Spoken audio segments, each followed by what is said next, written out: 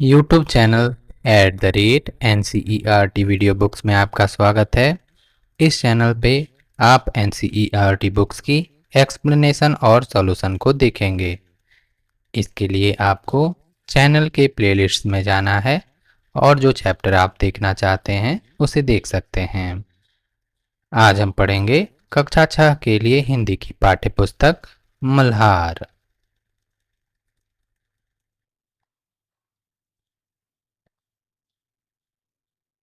अध्याय 1 मातृभूमि कविता। लेखक सोहनलाल द्विवेदी। उसके बाद पुष्प की अभिलाषा पढ़ने के लिए लेखक माखनलाल चतुर्वेदी।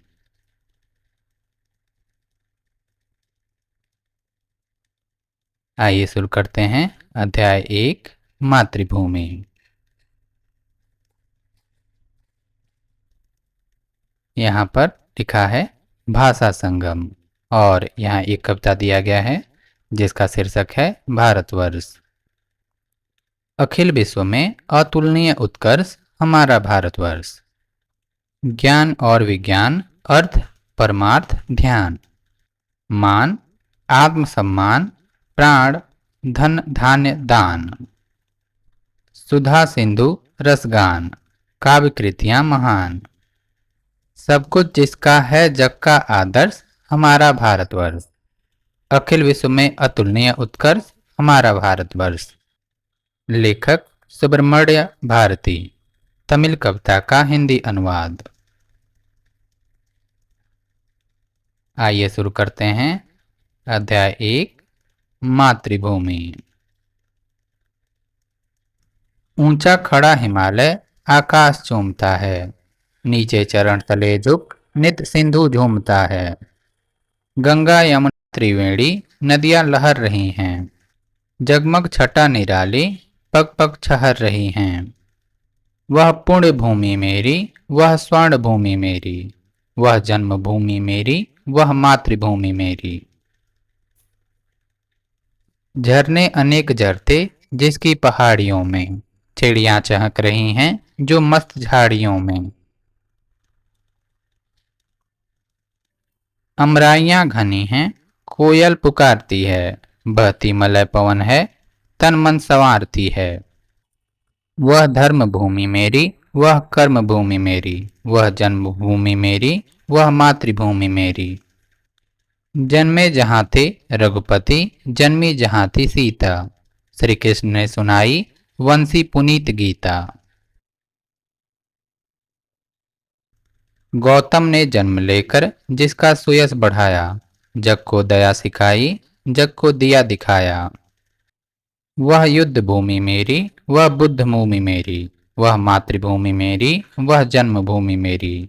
लेखक सोहनलाल द्विवेदी। कवि से परिचय।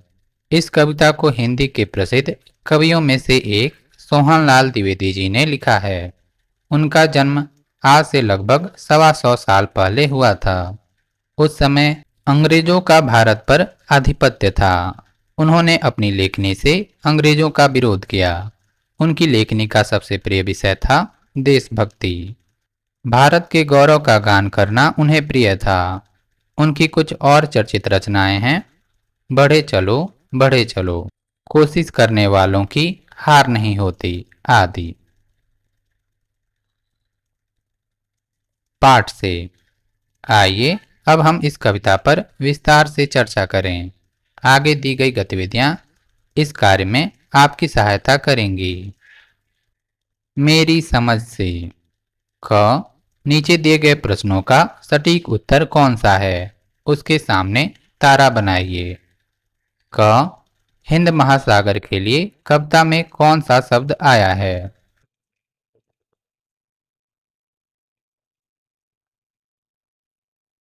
कविता में देखते हैं। यहाँ लिखा है नीचे चरण तले झुक नित सिंधु झूमता है। तो यह सिंधु शब्द हिंद महासागर के लिए प्रयोग किया गया है।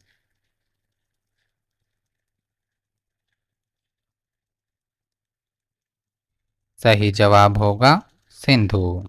आपको सिंधु के लिए एक सितारा बनाना है। 2. मातृभूमि कविता में मुख्य रूप से भारत की प्रशंसा की गई है, भारत के महापुरुषों की जय की गई है, भारत की प्राकृतिक सुंदरता की सराहना की गई है, भारतवासियों की वीरता का बखान किया गया है। सही जवाब होगा भारत की प्राकृतिक सुंदरता की सराहना की गई है। इसके लिए आपको एक तारा ऐसे बनाना है। ख. अब अपने मित्रों के साथ चर्चा कीजिए और कारण बताइए कि आपने ये उत्तर ही क्यों चुने।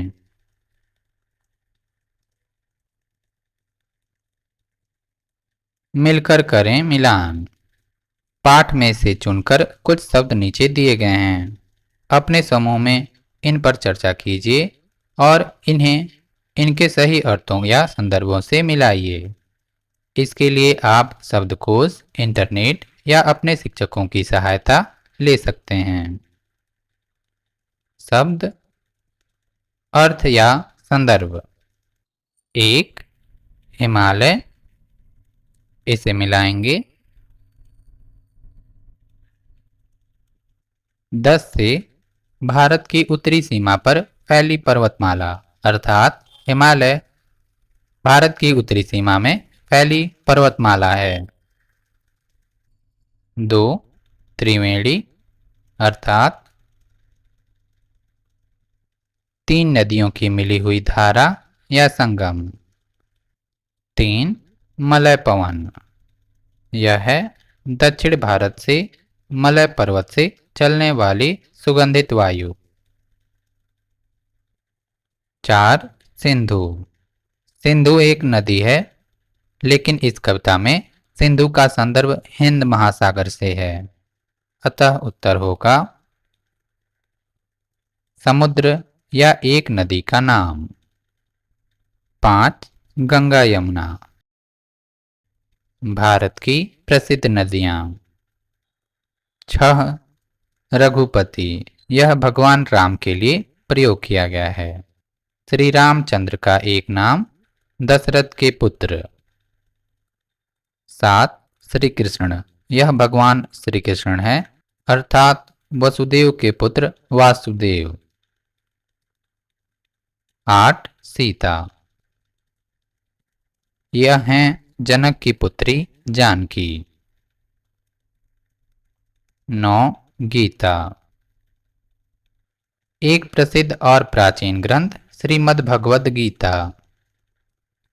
इसमें वे प्रश्न उत्तर और संवाद हैं जो महाभारत में श्री कृष्ण और अर्जुन के बीच हुए थे। 10. गौतम बुद्ध, इसे मिलाएंगे सबसे पहले वाक्य से, जो है एक प्रसिद्ध महापुरुष, बौद्ध धर्म के प्रवर्तक।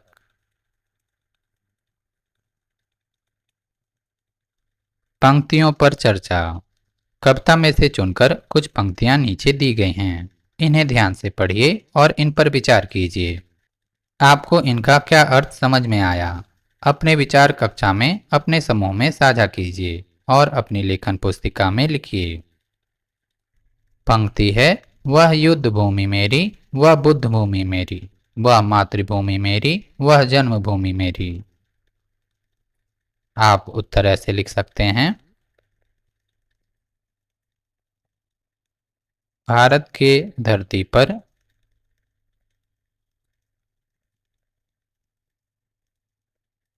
बड़े बड़े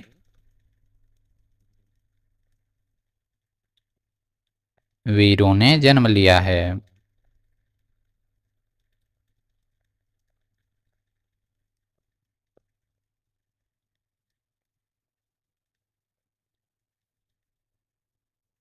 यह वीर बड़े योद्धा भी थे।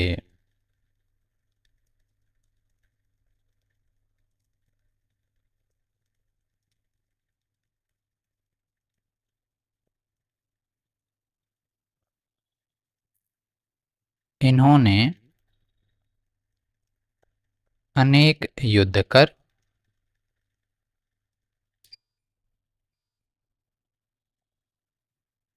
इस भूमि की रक्षा की है।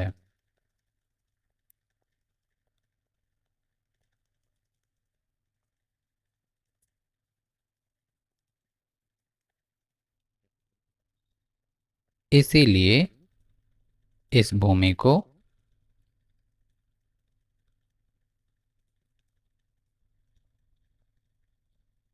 युद्ध भूमि कहा गया है।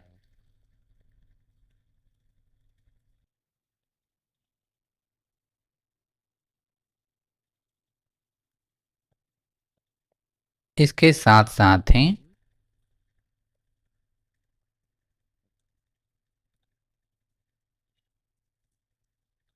इसी भूमि पर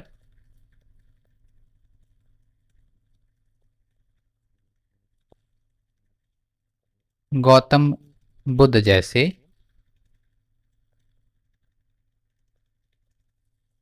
महापुरुषों ने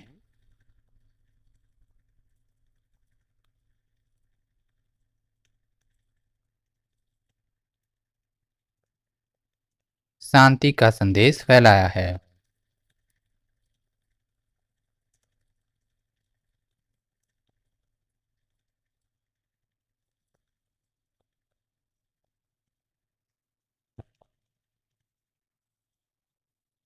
इसलिए इसे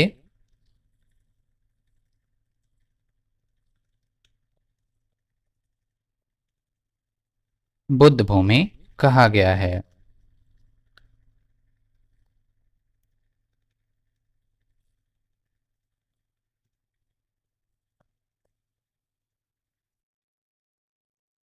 इसी भूमि पर कवि का जन्म हुआ था।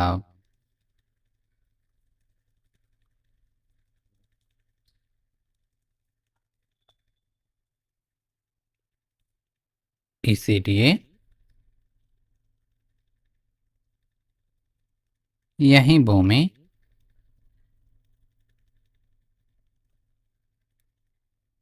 कवि की जन्मभूमि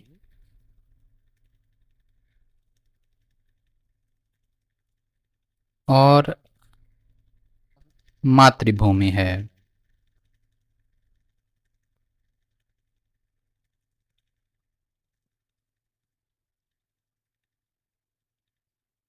उत्तर को फिर से पढ़ते हैं। भारत की धरती पर बड़े बड़े वीरों ने जन्म लिया है। यह वीर बड़े योद्धा भी थे। इन्होंने अनेक युद्ध कर इस भूमि की रक्षा की है। इसीलिए इस भूमि को युद्ध भूमि कहा गया है। इसके साथ साथ ही इसी भूमि पर गौतम बुद्ध जैसे महापुरुषों ने शांति का संदेश फैलाया है। इसीलिए इसे बुद्ध भूमि कहा गया है। इसी भूमि पर कवि का जन्म हुआ था। इसीलिए यह भूमि कवि की जन्मभूमि और मातृभूमि है।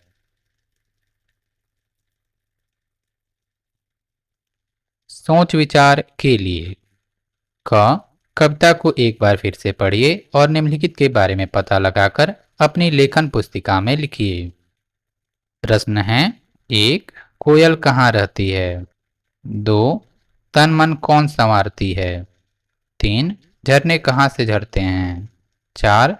श्री कृष्ण ने क्या सुनाया था? 5. गौतम ने किसका यश बढ़ाया? आइए कविता को एक बार फिर पढ़ते हैं।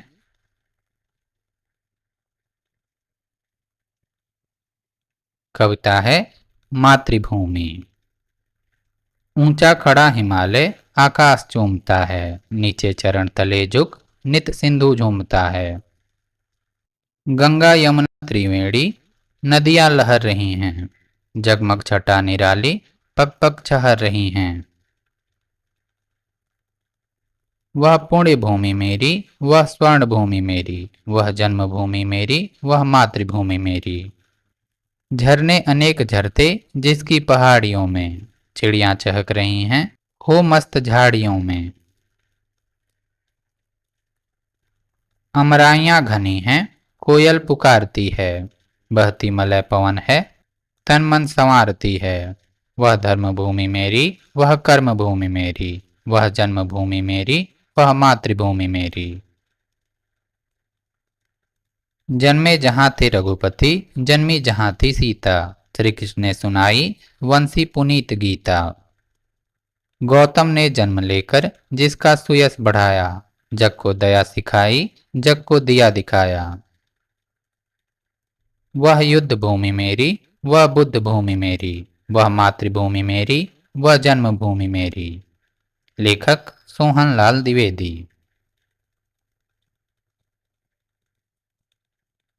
प्रश्न 1, कोयल कहाँ रहती है? उत्तर होगा कोयल अमराइयों में अर्थात आम के बागों में रहती है।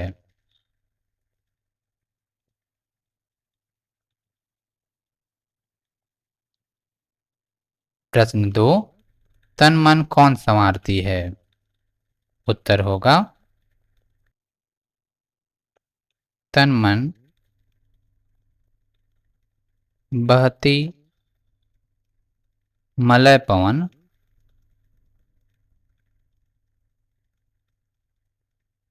संवारती है।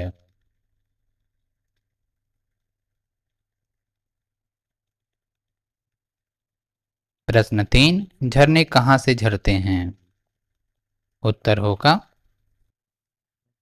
झरने पहाड़ियों से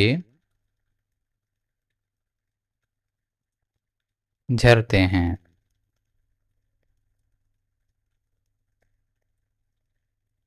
प्रश्न, श्री कृष्ण ने क्या सुनाया था? उत्तर होगा श्री कृष्ण ने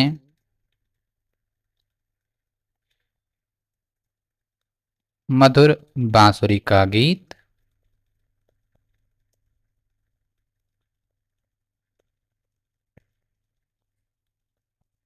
और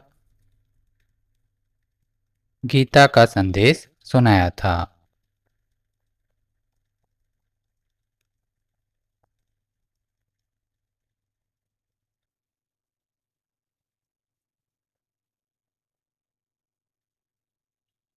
प्रश्न, गौतम ने किसका यश बढ़ाया? उत्तर होगा गौतम बुद्ध ने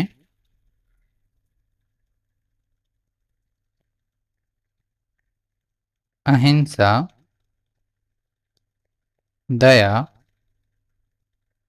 और करुणा का संदेश सुनाकर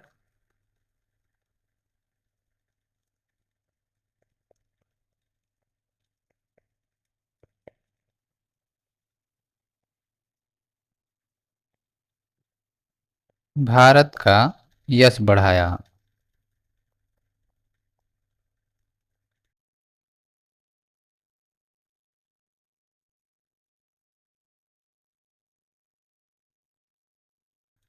ख, नदियां लहर रही हैं, पग पग छहर रही हैं।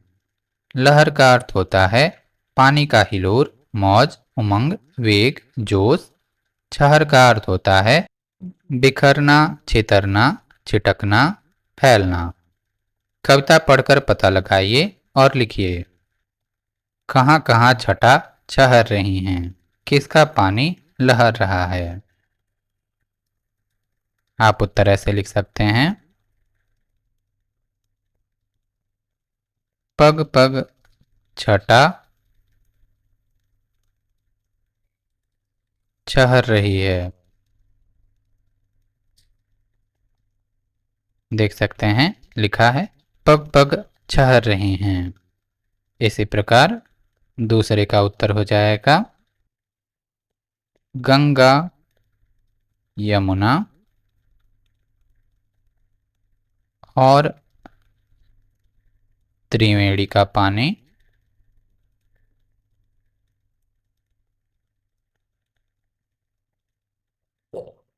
लहर रहा है। आप ऐसे बनाकर लिख सकते हैं। कविता की रचना। गंगा यमुन त्रिवेणी नदियां लहर रही हैं। यमुन शब्द यहाँ यमुना नदी के लिए आया है। कभी कभी कवि कविता की लय और सौंदर्य को बढ़ाने के लिए इस प्रकार के शब्दों को थोड़ा बदल देते हैं। यदि आप कविता को थोड़ा और ध्यान से पढ़ेंगे तो आपको और भी बहुत सी विशेषताएं पता चलेंगी। आपको जो विशेष बातें दिखाई दें उन्हें आपस में साझा कीजिए और लिखिए। जैसे सबसे ऊपर इस कविता का एक शीर्षक है, देख सकते हैं यहाँ यमुना नदी के लिए यमुन शब्द का प्रयोग किया गया है। इसी प्रकार कविता में हिंद महासागर के लिए सिंधु शब्द का, आम के पेड़ों के लिए अमराइयों का और सुगंधित हवा के लिए मलय पवन का और भी ऐसे शब्द होंगे। आप उन्हें ढूंढकर अपने मित्रों के साथ साझा कर सकते हैं और लिख सकते हैं। मिलान, स्तंभ 1 और स्तंभ 2 में कुछ पंक्तियां दी गई हैं। मिलते जुलते भाव वाली पंक्तियों को रेखा खींचकर जोड़िए। स्तंभ 1, स्तंभ 2। 1, वह जन्मभूमि मेरी, वह मातृभूमि मेरी। इसे मिलाएंगे। मैंने उस भूमि पर जन्म लिया है, वह भूमि मेरी मां समान है। 2, चिड़ियां चहक रही हैं हो मस्त झाड़ियों में। इसे मिलाएंगे। वहां की जलवायु इतनी सुखदाई है कि पक्षी पेड़ पौधों के बीच प्रसन्नता से गीत गा रहे हैं। 3, अमराइयां घनी हैं, कोयल पुकारती है। इसे मिलाएंगे। यहाँ आम के घने उद्यान हैं जिनमें कोयल आदि पक्षी चहचहा रहे हैं। अनुमान या कल्पना से अपने समूह में मिलकर चर्चा कीजिए। क, अमराइयां घनी हैं, कोयल पुकारती है। कोयल क्यों पुकार रही होगी? किसे पुकार रही होगी? कैसे पुकार रही होगी? आप उत्तर कुछ ऐसे लिख सकते हैं।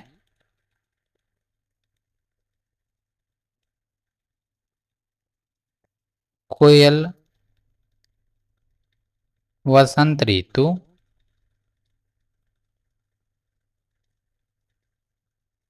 के आगमन पर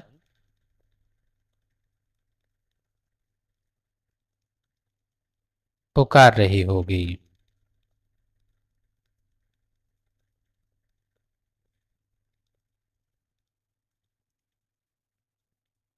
कोयल प्रकृति को पुकार रही होगी।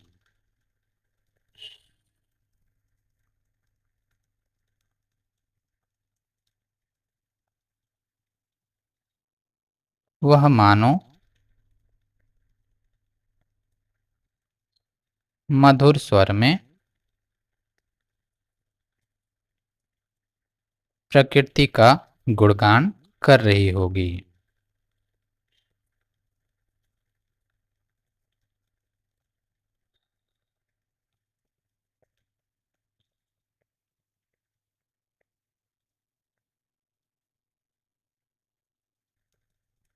ख, बहती मलय पवन है, तन मन संवारती है। पवन किसका तन मन संवारती है? वह यह कैसे करती है? उत्तर आप लिख सकते हैं कुछ ऐसे। पवन निम्न चीजों का तन मन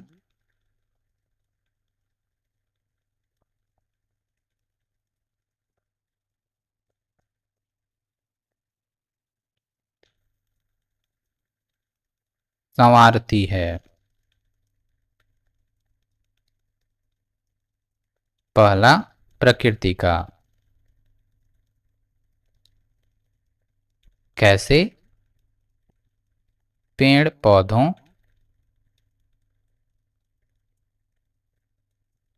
फूलों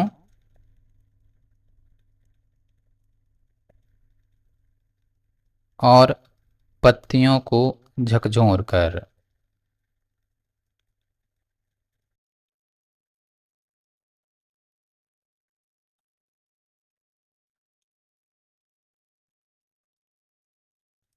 दूसरा मनुष्यों का।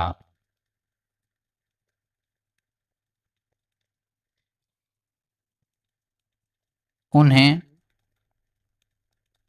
ताजगी और सुकून देकर।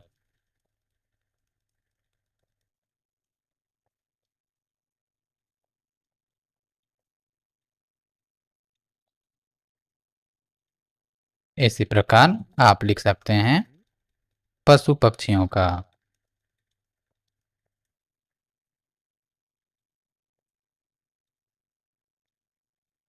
कैसे? उन्हें राहत और उल्लास देकर।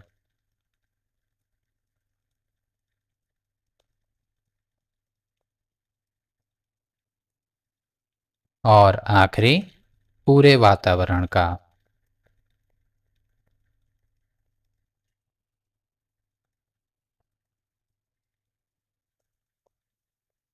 ताजगी और स्फूर्ति देकर।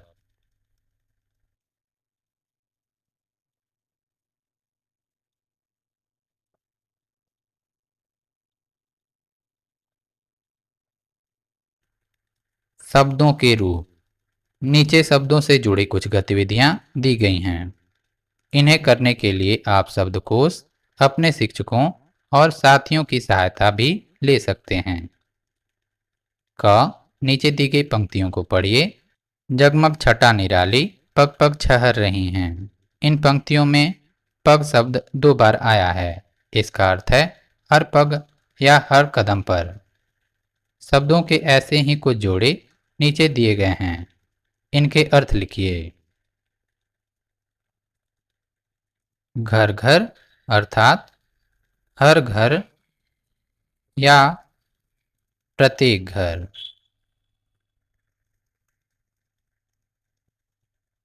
बाल बाल अर्थात बहुत करीब से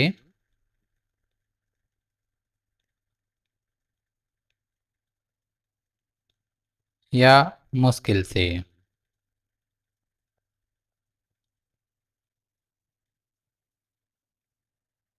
सांस सांस अर्थात हर सांस में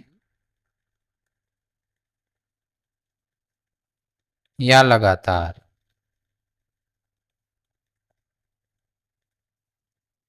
देश देश अर्थात हर देशों में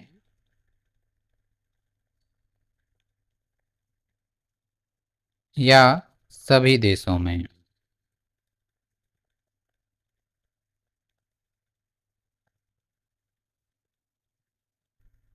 पर्वत पर्वत अर्थात हर पर्वत या सभी पर्वत।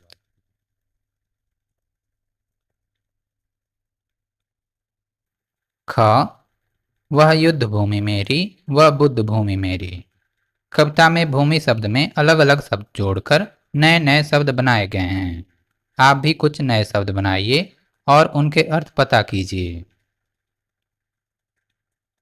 संकेत। तप, देव, भारत, जन्म, कर्म, कर्तव्य, मरु, मलय, मल, यज्ञ, रंग, रण, सिद्ध आदि। आप भूमि के आगे इन शब्दों को लगाकर कुछ ऐसे लिख सकते हैं। देवभूमि, जन्मभूमि,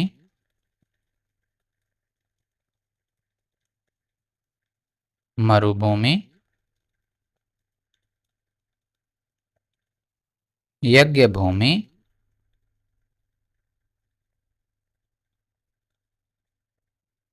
रणभूमि,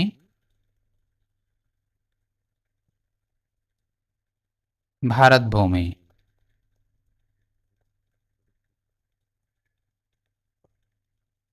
इसी प्रकार बचे हुए शब्दों के साथ भी आप लिख सकते हैं। भूमि शब्द जोड़कर। थोड़ा भिन्न, थोड़ा समान। नीचे दी गई पंक्तियों को पढ़िए। जग को दया सिखाई, जग को दिया दिखाया। दया और दिया में केवल एक मात्रा का अंतर है, लेकिन इस एक मात्रा के कारण शब्द का अर्थ पूरी तरह बदल गया है। आप भी अपने समूह में मिलकर ऐसे शब्दों की सूची बनाइए जिनमें केवल एक मात्रा का अंतर हो, जैसे घड़ा घड़ी। आप कुछ ऐसे शब्द बना सकते हैं: खाल, कील, बाल, बोल,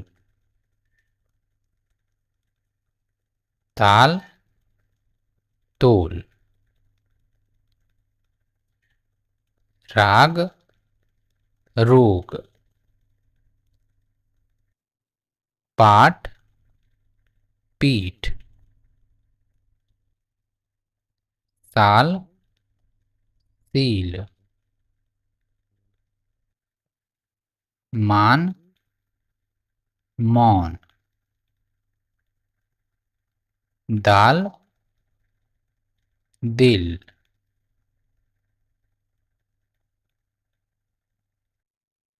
पाठ से आगे आपकी बात। क, इस कविता में भारत का सुंदर वर्णन किया गया है। आप भारत के किस स्थान पर रहते हैं? वह स्थान आपको कैसा लगता है? उस स्थान की विशेषताएं बताइए। संकेत: प्रकृति, खान पान, जलवायु, प्रसिद्ध स्थान आदि। आप उत्तर कुछ ऐसे लिख सकते हैं: मैं दक्षिण भारत में रहता हूँ।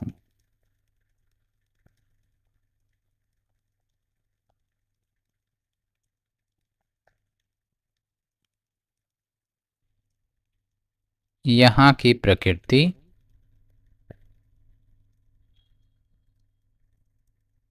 बहुत लुभावनी है।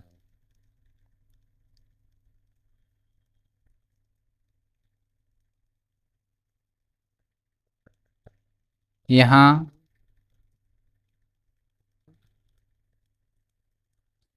पहाड़, झरने, समुद्र तट, घने जंगल,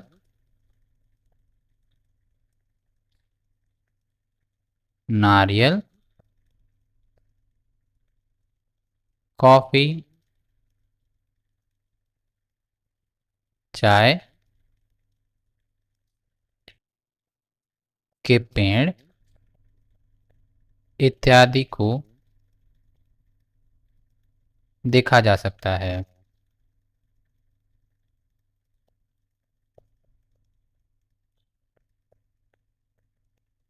यहाँ खाने में इडली, डोसा, सांभर, रसम, अप्पम इत्यादि को पसंद किया जाता है।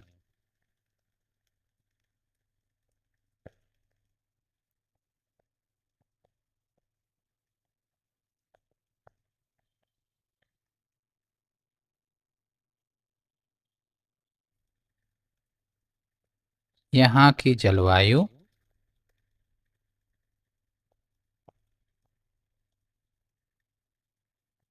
आर्द्र, गर्म और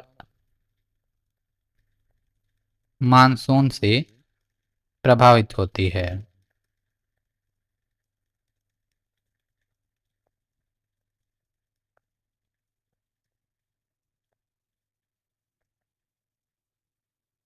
इसी प्रकार आप और भी बनाकर लिख सकते हैं।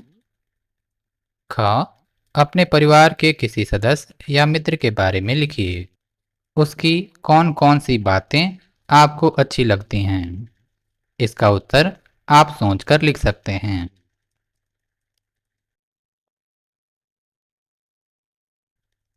वंशी से। श्री कृष्ण ने सुनाई वंशी पुनीत गीता। वंशी बांसुरी को कहते हैं। यह मुंह से फूंककर बजाया जाने वाला एक वाद्य यानी बाजा है। नीचे फूंककर बजाए जाने वाले कुछ वाद्यों के चित्र दिए गए हैं। इनके नाम शब्द जाल से खोजिए और सही चित्र के नीचे लिखिए। वाद्यों के नामों का शब्द जाल देख सकते हैं। यहाँ पर एक शब्द जाल दिया हुआ है जिसमें वाद्यों के नाम छुपे हुए हैं।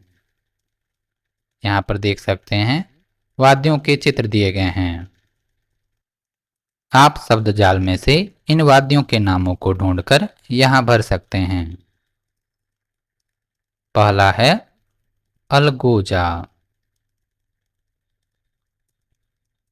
दूसरा है बीन, तीसरा है बांसुरी, चौथा है सिंगी, पांचवा है सहनाई, उसके बाद नाद, उसके बाद भंकोरा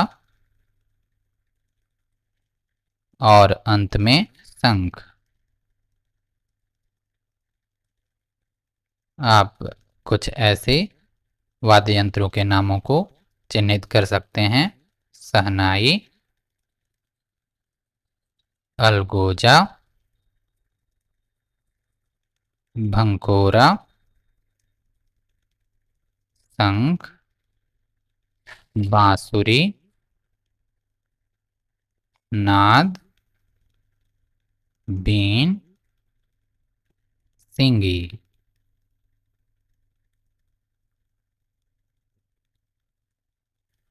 आज की पहेली। आज हम आपके लिए एक अनोखी पहेली लाए हैं।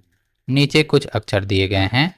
आप इन्हें मिलाकर कोई सार्थक शब्द बनाइए। अक्षरों को आगे पीछे किया जा सकता है, यानी उनका क्रम बदला जा सकता है। आप अपने मन से किसी भी अक्षर के साथ कोई मात्रा लगा सकते हैं। पहला शब्द हमने आपके लिए पहले ही बना दिया है। क्रम संख्या अक्षर शब्द एक। इन अक्षरों से बनेगा महासागर। दूसरा, इन अक्षरों से बनेगा हिमालय।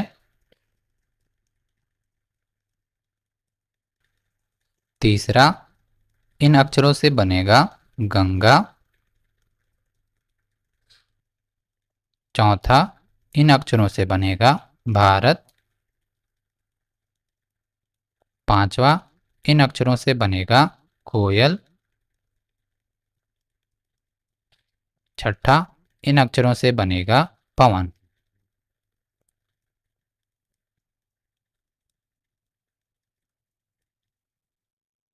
झरोखे से। आप अपने विद्यालय में वंदे मातरम गाते होंगे। वंदे मातरम बंकिम चंद्र चट्टोपाध्याय द्वारा रचा गया था। यह गीत स्वतंत्रता की लड़ाई में लोगों के लिए प्रेरणा का स्रोत था। भारत में इसका स्थान जनगण मन के समान है। क्या आप इसका अर्थ जानते समझते हैं? आइए आज हम पहले इसका अर्थ समझ लेते हैं, फिर समूह में चर्चा करेंगे। शीर्षक है वंदे मातरम। आइए गाएं। वंदे मातरम, वंदे मातरम, सुजलाम सुफलाम मलयज शीतलाम सस्य श्यामलम मातरम वंदे मातरम। शुभ्रज्योत्स्ना पुलकितयामिनीं फुल्लकुसुमिता द्रुमदलशोभिनीं सुहासिनीं सुमधुरभाषिणीं सुखदां वरदां मातरं वन्दे मातरं वन्दे मातरं। आइए अब इसका अर्थ समझते हैं। वंदे मातरम का अर्थ है, हे माता मैं तुम्हें प्रणाम करता हूँ। सुजलाम सुफलाम का अर्थ है, तुम जल से भरी हो, फलों से परिपूर्ण हो। मलयज शीतलाम का अर्थ है, तुम्हें मलय से आती हुई पवन शीतलता प्रदान करती है। सस्य श्यामलम मातरम का अर्थ है, तुम अन्न के खेतों से परिपूर्ण वंदनीय माता हो। वंदे मातरम का अर्थ है हे माँ मैं तुम्हें प्रणाम करता हूँ। सुब्रजोत्सना पुलकित यामिनीम का अर्थ है जिसकी रमणीय रात्रि को चंद्रमा का प्रकाश शोभायमान करता है। फुल कुसुमिता द्रुमदल शोभनीम का अर्थ है जो खिले हुए फूलों के पेड़ों से सुसज्जित है। सुहासिनीम सुमधुर भाषिणीम का अर्थ है सदैव हंसने वाली मधुर भाषा बोलने वाली। सुखदाम वरदाम मातरम का अर्थ है सुख देने वाली वरदान देने वाली माँ। वंदे मातरम का अर्थ है मैं तुम्हें प्रणाम करता हूँ। आप नीचे दी गई इंटरनेट कड़ी पर इसे संगीत के साथ सुन भी सकते हैं। साझी समझ। आपने मातृभूमि कविता को भी पढ़ा और वंदे मातरम को भी। अब कक्षा में चर्चा कीजिए और पता लगाइए कि इन दोनों में कौन कौन सी बातें एक जैसी हैं और कौन कौन सी बातें कुछ अलग हैं। आप उत्तर में कुछ ऐसे लिख सकते हैं, दोनों में निम्न बातें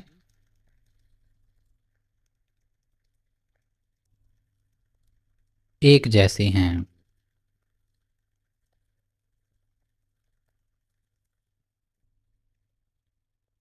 विषय दोनों देशभक्ति से संबंधित हैं।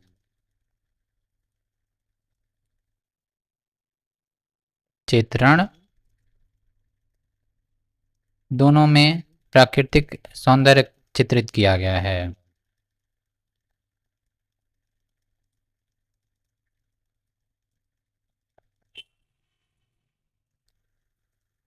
भाव दोनों में प्रेम, सम्मान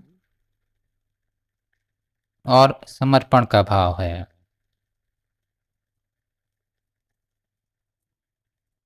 और दोनों में ही भारतीय संस्कृति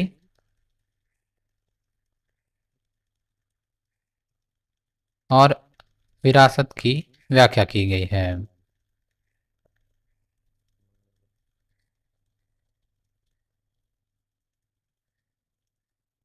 अब दोनों में जो बातें अलग हैं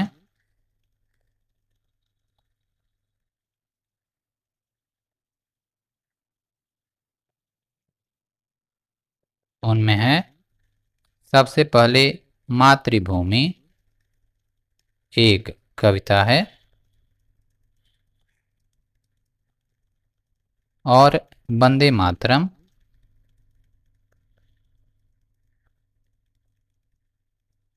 एक गीत है। फिर लेखक और कवि। मातृभूमि कविता के कवि हैं सोहनलाल द्विवेदी।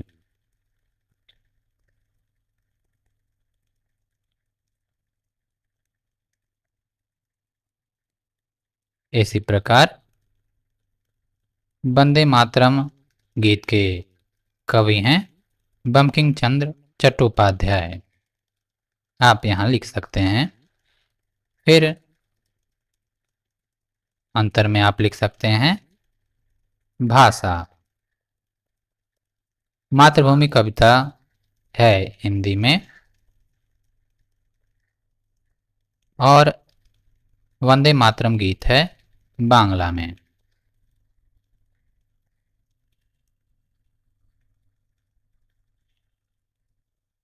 फिर आप लिख सकते हैं विस्तार। मातृभूमि कविता छोटी है और वंदे मातरम गीत है लंबी।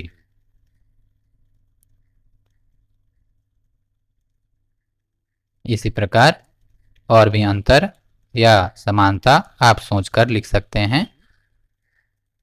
खोजबीन के लिए नीचे पाठ से संबंधित कुछ रचनाएं दी गई हैं। इन्हें पुस्तक में दिए गए क्यूआर कोड की सहायता से पढ़ें, देखें व समझें। स्वाधीनता की सरगम। वंदना के इन स्वरों में ना हाथ एक शस्त्र हो, पुष्प की अभिलाषा, यह महिमा में अपना भारत।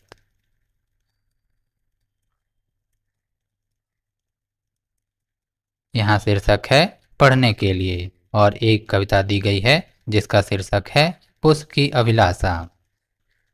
आइए पढ़ते हैं कविता पुष्प की अभिलाषा।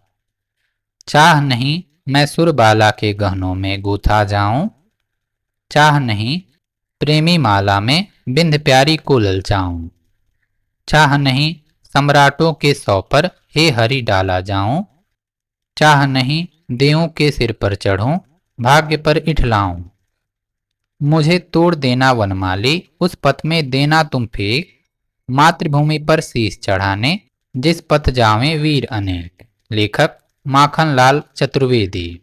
आइए कविता को दोहराते हैं। कविता का शीर्षक है पुष्प की अभिलाषा। चाह नहीं मैं सुरबाला के गहनों में गूथा जाऊं, चाह नहीं प्रेमी माला में बिंद प्यारी को ललचाऊं, चाह नहीं सम्राटों के सौ पर हे हरि डाला जाऊं, चाह नहीं देवों के सिर पर चढ़ूं भाग्य पर इठलाऊं, मुझे तोड़ देना वनमाली उस पथ में देना तुम फेंक, मातृभूमि पर शीश चढ़ाने जिस पथ जावें वीर अनेक। लेखक माखन लाल चतुर्वेदी। इसी प्रकार के और वीडियोज के लिए आप @NCERT वीडियो बुक्स चैनल को लाइक और सब्सक्राइब कर सकते हैं। धन्यवाद।